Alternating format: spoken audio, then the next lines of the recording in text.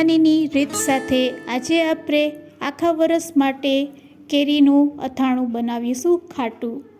Hello friends, welcome to kitchen art. શું friends, તમારું પણ અથાણું બગડી જાય છે અથવા તો કાળું પડી જાય છે? જો એવું બનતું હોય તો આ વિડીયોને ખાસ જોજો.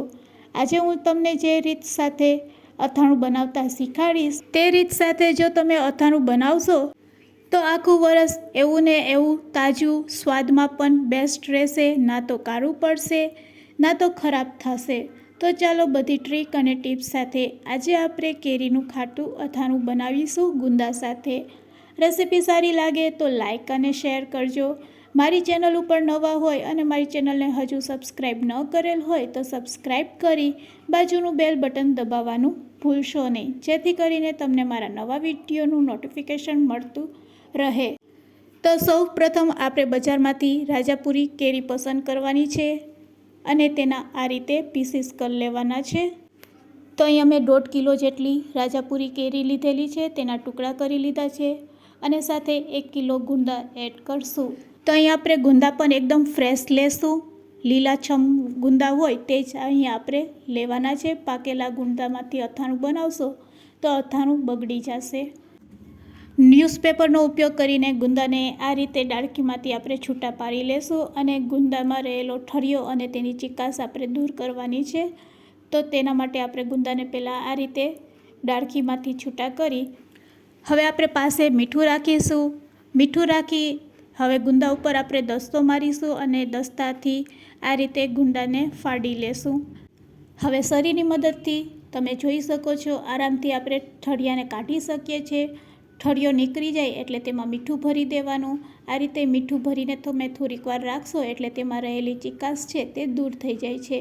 એ ચીકાશને કાઢવા માટે તમે આંગળીનો ઉપયોગ કરી શકો છો. આંગળી વડે ચીકાશ કાઢી લેશો એટલે ગુંદામાં બિલકુલ ચીકાશ નહીં રહેશે. તો બસ આ પ્રોસેસ આપણે પહેલાં કરી લેવાની છે. ગુંદામાંથી ઠળિયા કાઢી લેશું. તો અહીં અમે બધા ગુંદામાંથી ઠળિયા કાઢી લીધા છે અને આ રીતે તમે આંગળીથી કરશો તો તેમાં બિલકુલ ચીકાશ નહીં રહેશે, કારણ કે અહીંયા મેં બધી ચીકાશ છે તે કાઢી લીધી છે. મીઠું નાખીને આ રીતે તમે જોઈ શકો છો વ્હાઈટ ભાગ નીકળી આવે છે. તો એ બધો વ્હાઈટ ભાગ છે તમારે કાઢી લેવાનો છે ગુંદામાંથી. હવે બજારમાંથી જ્યારે તમે કેરીને કટ કરીને લાવો છો ત્યારે કેરીને સૌથી પહેલાં એક વખત ધોઈ લેવાની છે. ધોયા પછી મોટા વાસણમાં તેને લઈ લેવાની છે. તો મેં મોટી કઢાઈ લીધેલી છે. તેમાં આ રીતે આપણે થોડીક કેરી, થોડા ગુંદા સાથે 1 ચમચી હળદર અને 1 ચમચી જેટલું મીઠું આ રીતે મિક્સ કરી તેને સારી રીતે હલાવી લેશું. એક વખત આ રીતે મિક્સ કર્યા પછી ફરીથી આપણે તેમાં કેરી નાખશું. ફરીથી તેમાં થોડા ગુંદા એડ કરશું. તો આ રીતે આપણે 2 વાર પ્રોસેસ કરી તેમાં હળદર અને મીઠું એડ કરી દઈશું અને તેને સારી રીતે ફરીથી આ રીતે હલાવીને મિક્સ કરશું. આ રીતે કરવાથી હળદર અને મીઠું છે તે ગુંદા અને કેરી સાથે મિક્સ થઈ જાય છે. હવે તેને આપણે લીડથી ઢાંકી દઈશું. ઓવરનાઇટ માટે આપણે તેને રહેવા દઈશું.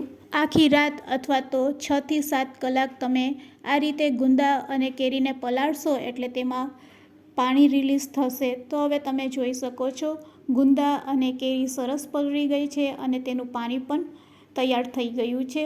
બસ હવે તેમાંથી આપણે ગુંદા અને કેરીને આ રીતે કોટનના કપડા ઉપર લઈ લેશું અને કોટનના કપડા ઉપર તેને આપણે સૂકવવાના છે. અહીંયા યાદ રાખવાનું છે કે કેરી અને ગુંદાને આપણે તડકામાં સૂકવવાના નથી. પંખા નીચે ફક્ત 4 થી 5 કલાક આપણે કેરી અને ગુંદાને સૂકવવાના છે. હવે ગુંદાને કઈ રીતે સૂકવશો? તો ગુંદામાં પાણી ન રહે એટલે તેને આ રીતે આપણે ગુંદાને કોટનના કપડા ઉપર આ રીતે સૂકવશું. તો બધા ગુંદા અને કેરીને મેં કોટનના કપડા ઉપર સૂકવી દીધા છે. ફક્ત 4 થી 5 કલાકમાં જ આપણા ગુંદા અને કેરી છે તે સરસ સુકાઈ જાય છે. તો બસ આ રીતે તમારે ચેક કરવાની છે. જો આ રીતે તમે ચેક કરશો તો તમને ખ્યાલ આવી જશે કે કેરી છે તે હવે સુકાઈ ગઈ છે અને અથાણા માટે રેડી છે. સૂકેલા આ ગુંદા કેરીમાંથી 1 કિલો હું ખાટું અથાણું બનાવવાની છું. તો ચાલો હવે આપણે ખાટું અથાણું બનાવવા માટે અહીંયા આપણે 1 કિલો મિક્સ ગુંદા અને કેરી કાઢી લેશું. બાકીના ગુંદા અને કેરીને આપણે સાઈડમાં રાખી દઈશું. તેમાંથી હું ગળ્યું અથાણું બનાવવાની છું. હવે ખાટું અથાણું બનાવવા માટે મસાલો બનાવીશું. તેના માટે રાઈના કુડિયા આપણે એક મોટા વાસણમાં લઈ લેશું, 1 વાટકી જેટલા, સાથે અડધી વાટકી જેટલા અહીંયા આપણે મેથીના કુડિયા લેવાના છે. તો આ રીતે આપણે મેથી અને રાઈના કુડિયાને સ્પ્રેડ કરી દઈશું અને વચ્ચે આપણે તેમાં હિંગ એડ કરવાની છે. તો 1 ચમચી જેટલી હિંગ એડ કરશું. હવે એક પેનમાં આપણે 2 વાટકી જેટલું સિંગ તેલ ગરમ કરવાનું છે. સિંગ તેલમાંથી ધુવારા નીકળે એટલે ગેસની ફ્લેમ બંધ કરી દેવાની છે. ગેસની ફ્લેમ બંધ કર્યા પછી તેલને નવશેકું ગરમ રાખવાનું છે. ચેક કરી લેવાના, રાઈના કુડિયા એડ કરી અને એ નવશેકું તેલ આમાં એડ કરવાનું છે. આ રીતે એડ કરી અને ઉપરથી ઢાંકીને આ રીતે આપણે એક વખત હલાવી લેશું. તો અહીંયા આપણો મસાલો તૈયાર છે. તેલ નાખ્યા પછી આ મસાલાને ઠંડો કરવાનો છે. ઠંડો થયા પછી અહીંયા આપણે મરચું, મીઠું, હળદર એડ કરશું. તો આ રીતે તેને એક વખત હલાવી લેશું. હવે તેમાં આપણે પહેલાં લાલ મરચું પાવડર એડ કરવાનું છે. તો કલર માટે આપણે કાશ્મીરી મરચું લેશું 2 ચમચી, સાથે આપણે તીખું મરચું પણ 2 ચમચી લેશું. તીખાશ વધારે પસંદ હોય તો 1 ચમચી વધારે એડ કરી શકો છો. 1 ચમચી હળદર પાવડર અને સાથે મીઠું એડ કરવાનું છે 2 ચમચી જેટલું. અહીંયા આપણે યાદ રાખવાનું છે કે મીઠાને હંમેશા શેકીને લેવાનું છે. જો તમારે આખા વરસ માટે સ્ટોર કરવું હોય તો મીઠામાં રહેલો ભેજ છે તેને દૂર કરવા માટે મીઠાને એક વખત શેકી લેવાનું. આ રીતે મસાલો આપણે રેડી કરશું. તો બજારથી લાવવાની પણ જરૂર નહીં પડશે. જ્યારે આ રીતે તમે મસાલો ઘરે બનાવશો તો મિલાવટી મસાલા કરતાં એકદમ શુદ્ધ, ચોખ્ખો અને સ્વાદિષ્ટ આ રીતે તમે અથાણાનો મસાલો ઘરે બનાવી શકો છો. તો અહીંયા આપણો મસાલો રેડી છે. એક વખત આપણે મસાલાને ટેસ્ટ પણ કરી લેશું. મસાલામાં મીઠાનું પ્રમાણ થોડુંક આગળ પડતું રાખવાનું, કારણ કે અથાણું આપણે લાંબો સમય રાખવો હોય તો તેમાં મીઠાનું પ્રમાણ હંમેશા વધારે હોય છે. તો મને મીઠું થોડુંક ઓછું લાગે છે, તો હું ફરીથી તેમાં અડધી ચમચી જેટલું મીઠું એડ કરી આ રીતે સારી રીતે હલાવી લેશું. મસાલો તૈયાર છે અથાણાનો. તેને ગુંદામાં ભરી લેશું, કારણ કે અહીંયા આપણે ગુંદા આખા રાખેલા છે. જો આ રીતે આખા ગુંદામાં મસાલો ભરીને તમે ગુંદા તૈયાર કરશો તો ખાવામાં પણ બહુ જ મસ્ત લાગે છે. તો બધા ગુંદાને આપણે આ રીતે ભરી લેશું. તો અહીં આપણા ગુંદા તો ભરાઈને રેડી છે. બસ હવે જે કેરી રાખેલી છે અડધા કિલા જેટલી તે તેમાં એડ કરી દેવાની છે. કેરીને એડ કર્યા પછી તેને પણ આપણે મસાલા સાથે આ રીતે મિક્સ કરી લેશું. કેરીનું ખાટું અથાણું તૈયાર છે. બસ હવે આપણે કાચની બરણી લેશું.